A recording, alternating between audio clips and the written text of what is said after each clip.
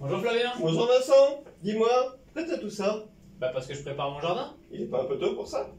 Je pense pas. D'ailleurs le jardin, comment ça fonctionne? Qu'est-ce qui se passe à l'intérieur?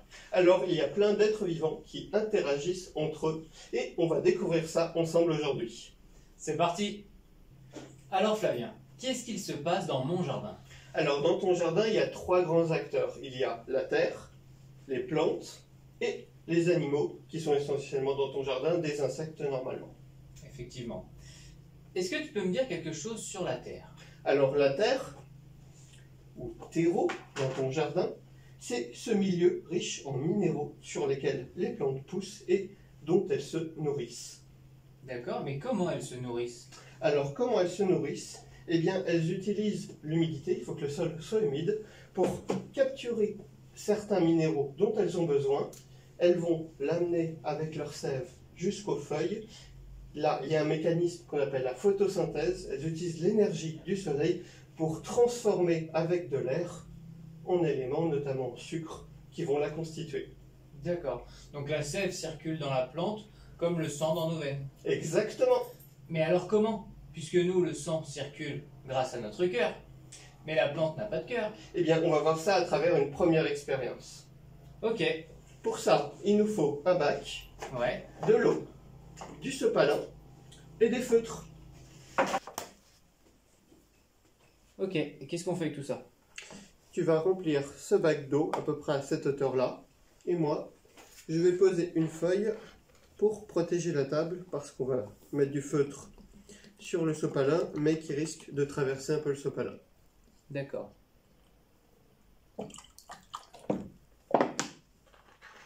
Maintenant, tu vas faire des grosses taches de différentes couleurs à la base du sopalin avec le feutre.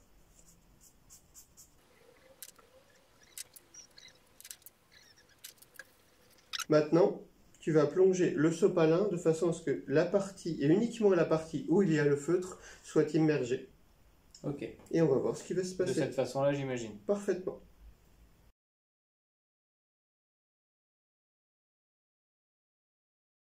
Alors Vincent, que vois-tu? Je vois les couleurs qui montent dans mon sopalin. Assez étrange, parce que d'habitude, l'eau, ça descend, ça monte pas. Alors ça, c'est dû à un phénomène qu'on appelle la capillarité. La capillarité, c'est quoi? Alors en fait, l'eau, elle aime bien être avec l'eau, mais parfois, elle aime mieux être reliée à autre chose. Et notamment, elle préfère se coller au sopalin qu'être collée à d'autres molécules d'eau. Donc les petites molécules d'eau vont remonter en s'accrochant au sopalin. Et elles vont le remonter jusqu'à ce que la colonne d'eau soit trop lourde pour que ça continue de monter. Ok, je comprends la capillarité, mais quel rapport avec les plantes? Eh bien, les plantes, comme tu l'as si bien dit, elles n'ont pas de cœur, mais elles doivent quand même faire monter la sève. Et elles utilisent la capillarité. Tout à fait. Excellent, merci Flavien. Super Flavien, on a vu que la terre était riche en minéraux et que grâce à la capillarité, l'eau faisait remonter les minéraux dans la plante. Mais qu'est-ce qui se passe arrivé au niveau des feuilles? Alors, au niveau des feuilles, la plante, elle va faire deux choses, de la photosynthèse et elle va, tout comme toi et moi, respirer. Respirer, Tout à fait. comme toi et moi. Tout à fait. Non, c'est pas possible. Alors, pour mettre en évidence le fait que les plantes respirent et font de la photosynthèse, on va faire une petite expérience assez simple. Ok, Il nous faut pour ça un bac, d'accord. des feuilles fraîchement cueillies Ok. et à nouveau de l'eau. Et des cailloux. Qu'est-ce qu'on fait avec tout ça? On va poser les feuilles dans mon bac, on va le remplir d'eau et on va les caler avec des cailloux de façon à ce qu'elles ne remontent pas. D'accord. Je te laisse mettre les cailloux? Oui.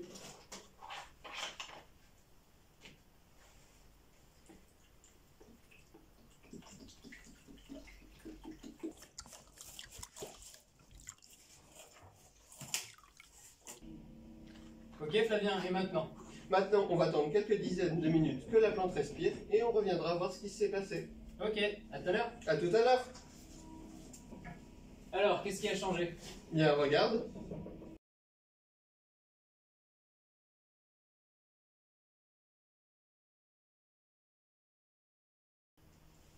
Dis-moi Flavien, je vois des petites bulles sur mes feuilles. Qu'est-ce que c'est?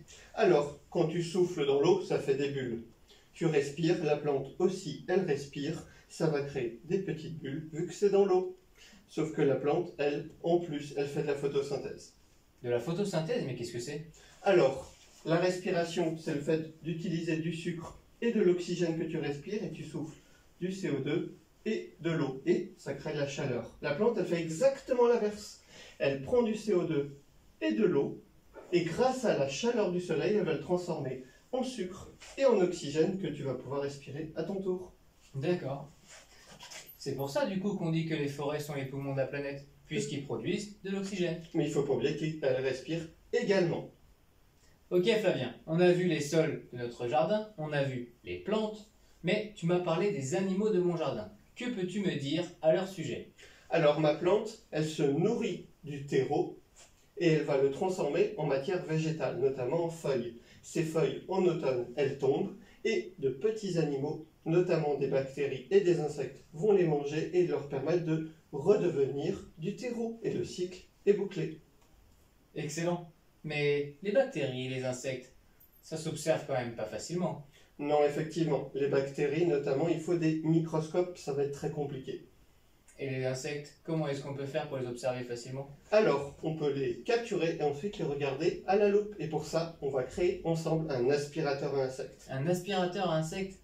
On y va? On y va. Alors Fabien, qu'est-ce qu'il nous faut pour fabriquer notre aspirateur à insectes? Il nous faut un pot de confiture, des compresses, 2 tubes en plastique de diamètre différent, du scotch et un ciseau. Ok, qu'est-ce qu'on fait avec tout ça? On va percer pour mettre les 2 tubes le couvercle de notre pot de confiture. Donc un trou à ce diamètre-là, un trou à ce diamètre-là. Exactement. Toc, toc. C'est magique, c'est percé. Ensuite, Flavien? On va utiliser la compresse pour faire, eh bien, tout simplement une grille très fine sur le gros tube. Un filtre en quelque sorte. Exactement. On va le fixer grâce au scotch. Ensuite, on mettra nos 2 tubes et on va rendre le tout hermétique à nouveau avec le scotch. D'accord, c'est parti. C'est parti.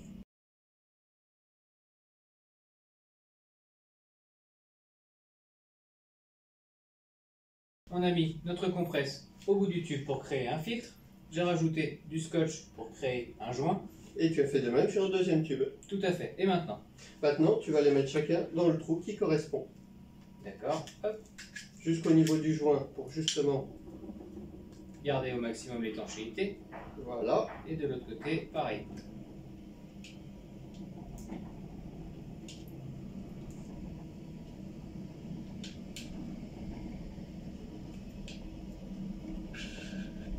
Ok. Et Maintenant, on ferme bien notre pot de confiture. D'accord. Il y a une partie avec laquelle tu vas aspirer et une autre partie qui va capturer les insectes.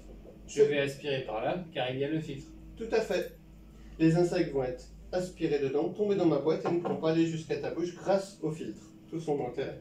Comme on est en hiver, on va représenter les insectes par des petits bouts de papier parce qu'il n'y en a pas beaucoup dehors à cette période. Non, effectivement. Donc là, je les aspire. Vas-y.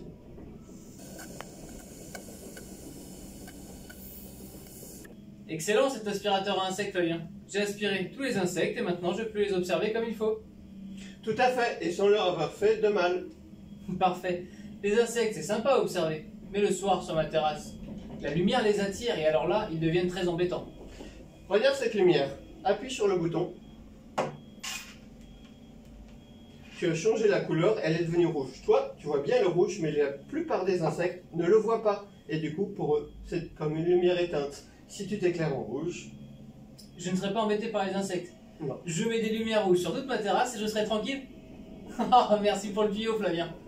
Maintenant, vous en savez plus sur le jardin.